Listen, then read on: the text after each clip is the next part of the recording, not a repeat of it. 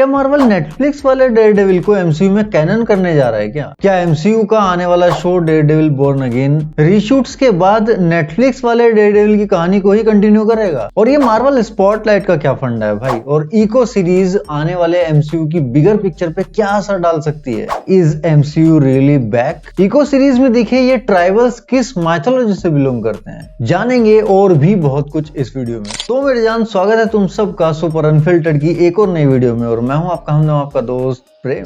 Eco का trailer, Loki series के बाद इको के ट्रेलर ने हमें वापस से वो होप दी है कि एमसीयू धीरे धीरे अपने पुराने ट्रैक पे वापस आ रहा है। और जो चीज हमने आज से बहुत पहले डिस्कस की थी शी हल्क के टाइम पे कि मार्वल कहाँ गलती कर रहा है, वहां पे जो डेयरडेविल के कैरेक्टर का जो पर्सोना दिखाया गया था, उस वक्त भी हमने ये बात की थी कि एमसीयू को हर चीज को डिज्नीफाइड करना जरूरी नहीं है। कुछ कैरेक्टर्स हैं एमसीयू में जिनकी अंतरात्मा ही आर रेटेड है, उनको वैसा बनाना पड़ेगा आपको। डेयरडेविल और ब्लेड जैसे कैरेक्टर्स को आप डिज्नीफाइड नहीं कर सकते। थैंक गॉड डेडपूल एमसीयू में आ गया और अब एमसीयू वालों को थोड़ा अकल आ गई कि आर रेटेड माल की बहुत ज्यादा सख्त जरूरत है इन्हें, अगर एमसीयू को फिर से मार्केट में अपनी वापसी करनी है तो। क्योंकि मोरबियस को एक वैम्पायर होने के बावजूद नीला खून चूसते हुए दिखाना बहुत बड़ी बेवकूफी थी। आई नो वो सोनी की बेवकूफी थी, बट उंगली उसमें भी कहीं ना कहीं मार्वल की वजह से हुई थी। वेनम का भी देख लो क्या कचरा किया हुआ एमसीयू के चक्कर में इन लोगों ने, और इस चक्कर में मार्वल वालों ने कुछ हद तक मून नाइट की भी बैंड बजाई। अगर वो सीरीज आर रेटेड होती तो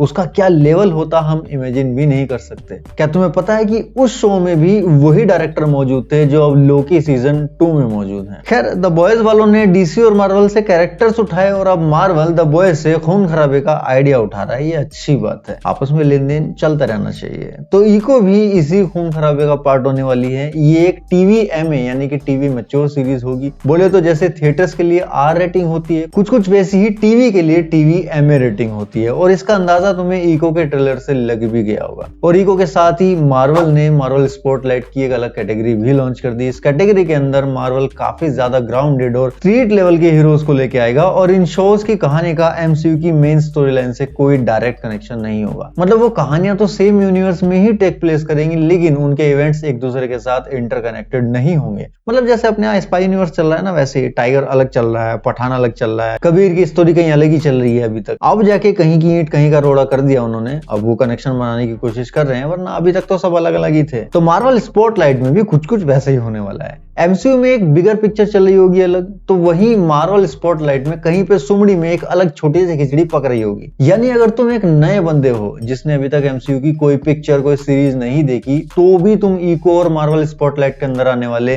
अपकमिंग प्रोजेक्ट्स को एंजॉय कर सकते हो। लेकिन अगर तुम मेन एमसीयू को फॉलो कर रहे हो और तुम इको नहीं देखोगे तो थोड़ा फर्क तुम पे पड़ सकता है। मतलब एक तो अगर देख लोगे तो कैरेक्टर्स के साथ थोड़ा और ज्यादा कनेक्टेड फील करोगे, अगर वो कैरेक्टर मेन एमसीयू में दिखाई देगा बाद में तो। मान लो अगर तुमने एको सीरीज देख ली, तो बाद में अगर एको कहीं किसी प्रोजेक्ट में अपीयर होती है यंग एवेंजर्स टाइप में, तो थोड़ा ऐसे अपनापन फील होगा इस कन्या के साथ, और तुम इसे देखते ही बोल पड़ोगे, माया तेरी तो मैं पलट दूंगा काया। और दूसरा, ऐसा हो सकता है कि इस सीरीज से ये लोग डेयरडेविल बोर्न अगेन को भी सेटअप कर रहे हो, क्योंकि हमने किंगपिन और डेयरडेविल को देखा यहाँ पे। तो इस सीरीज को नहीं देखने से डेयरडेविल के तुम्हारे एक्सपीरियंस पे फर्क पड़ सकता है। कुल मिला के ये मार्वल स्पॉटलाइट का फंडा नए लोगों के लिए है, नई ऑडियंस को अट्रैक्ट करने के लिए है। अब क्योंकि इस सीरीज में डेयरडेविल और किंगपिन दोनों वापस आ रहे हैं, तो इस बात से इसकी थोड़ी हाइप भी बन गई है। मतलब ये क्या कर रहे हैं कि डेयरडेविल वर्सेस किंगपिन के नाम पे हमें इको वर्सेस किंगपिन दिखाएंगे, लेकिन डिसअपॉइंट होने के चांसेस कम है, क्योंकि ये एक ग्राउंड लेवल सीरीज होगी और इसमें आर रेटेड एक्शन देखने को मिलेगा। खैर,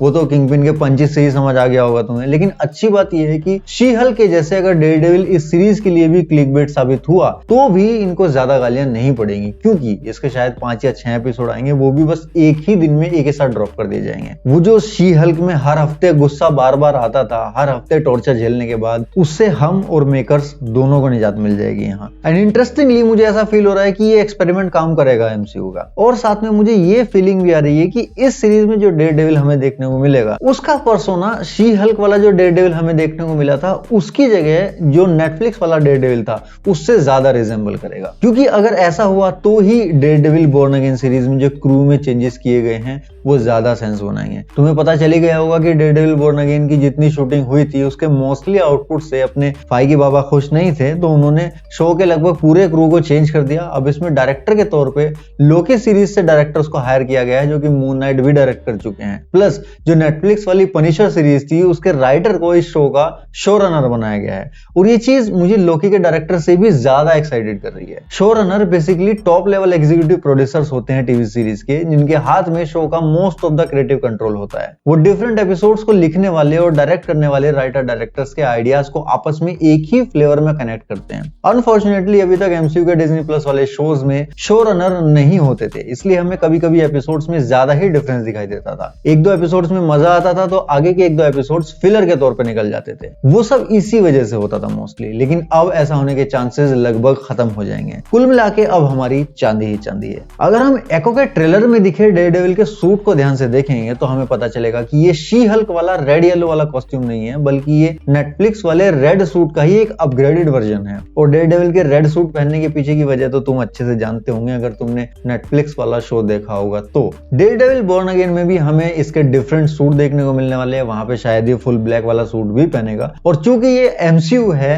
तो यहाँ पे मर्चेंडाइज भी बेचनी होती है, तो और भी सूट हमें आगे इसके देखने को मिलते रहेंगे। स्पाइडरमैन 4 जिसकी 2025 में आने की प्रबल संभावना है, उसमें भी कुछ संयोग ऐसे बन रहे हैं कि वहां पे भी हमें डेयरडेविल देखने को मिल सकता है, तो वहां पे भी हमें इसका एक नया सूट देखने को मिलेगा। इस सीन में हमें जो डेयरडेविल के सामने कैरेक्टर दिखाई दे रहा है वो मोस्ट प्रोबेबली माया लोपेज का कैरेक्टर एको ही है। डेयरडेविल बोर्न अगेन के रीशूट से पहले कुछ ऐसे रूमर्स आ रहे थे कि एको सीरीज में डेयरडेविल जेसिका जोन्स को ढूंढ रहा होगा, और वो बाद में हमें डेयरडेविल बोर्न अगेन में भी दिखाई देगी। लेकिन अब चूंकि डेयरडेविल बोर्न अगेन रीशूट पे चला गया है तो अब पता नहीं एको सीरीज के साथ क्या होने वाला है, यहाँ पे डेयरडेविल किस मकसद से हमें दिखाई देने वाला है। नहीं, डेयरडेविल बोर्न अगेन को तो सेटअप किया ही जाएगा, लेकिन कहानी के लेवल पे एको सीरीज में डेयरडेविल क्या कर रहा होगा वो देखना है। सीरीज का लोगो भी चेंज कर दिया गया है। बात करें अगर ट्रेलर में दिखी मोस्ट ऑफ द फुटेज की, तो उसमें मोस्टली हमें किंगपिन और माया के कैरेक्टर्स ही दिखे, और हमें देखने को मिला माया की बैक स्टोरी में किंगपिन का कितना बड़ा हाथ है। इस सीरीज में बेसिकली हमें किंगपिन और माया लोपेज के कैरेक्टर के बीच का रिलेशन एक बनते हुए दिखाया जाएगा, जो कि थोड़ा थोड़ा हमने हॉकाई सीरीज में भी देखा था। उसी का एक एक्सटेंडेड पार्ट हमें यहाँ पे देखने को मिलेगा। माया के फादर ट्रैक सूट माफिया के लिए काम करते थे, और एक टाइम पे किंगपिन ने उसके फादर को निपटा दिया था, और उसको ये बताया गया था कि उसके फादर को किसी और ने मारा है, रोनिन ने मारा है बेसिकली हॉकाई सीरीज के अकॉर्डिंग, और किंगपिन माया को अपना हथियार बना लेता है।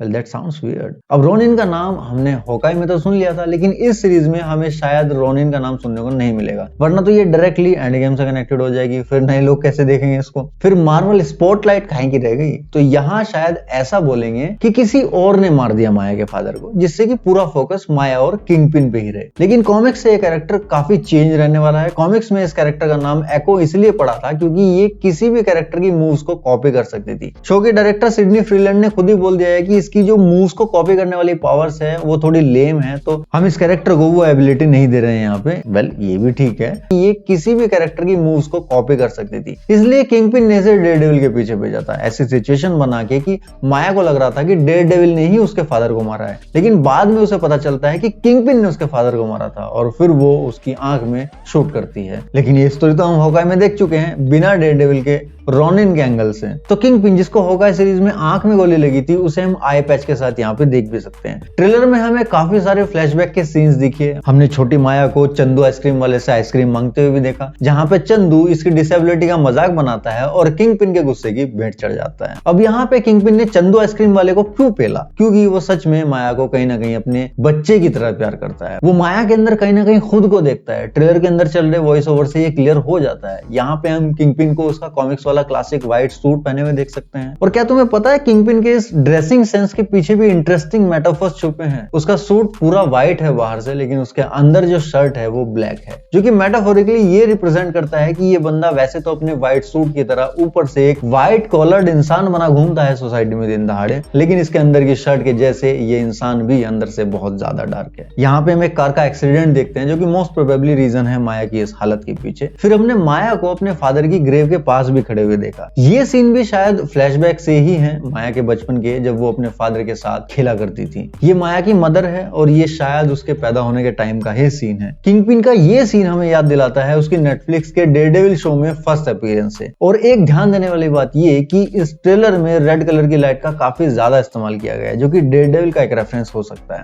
लेकिन इस ट्रेलर का सबसे इंपॉर्टेंट पार्ट है माया की नेटिव अमेरिकन कम्युनिटी, जिसकी वजह से माया को उसकी स्पेशल पावर्स मिलेंगी, जो कि है चॉकटाओ कम्युनिटी। इस सीरीज में हमें प्रॉपर चॉकटाओ कल्चर देखने को मिलेगा, जिसके कि रियल वर्ल्ड में अब सिर्फ 3 ही ट्राइब्स बचे हुए हैं, Mississippi band of Choctaw Indians, Jena band of Choctaw Indians and third one is Choctaw Nation of Oklahoma. तो माया लोपेज का ये जो कैरेक्टर है वो इस third tribe Choctaw Nation of Oklahoma से ही बिलोंग करता है, और उसकी पावर भी इस सीरीज में मोस्ट प्रोबेबली चॉकटाओ माइथोलॉजी पे ही बेस्ड होंगी। और मैं इस सीरीज के इस चॉकटाओ माइथोलॉजी पार्ट के लिए सबसे ज्यादा एक्साइटेड हूँ। वैसे 1-2 ट्रेलर अभी और आएंगे तो एक्चुअल स्टोरी लाइन का भी हमें आइडिया हो जाएगा, वो सभी पता चल जाएगा क्या चल रहा है इसमें धीरे धीरे। फिलहाल इस वीडियो के लिए इतना ही। तुम बताओ तुम्हें ये ट्रेलर कैसा लगा और मेरी ये वीडियो कैसी लगी। अच्छी लगी तो भाई चैनल पे थोड़ा प्यार लौटाओ भाई, और फटाफट से 1000 सब्सक्राइबर पूरे करवाओ यार। हम मिलते हैं नेक्स्ट वीडियो में, तब तक के लिए सायोनारा।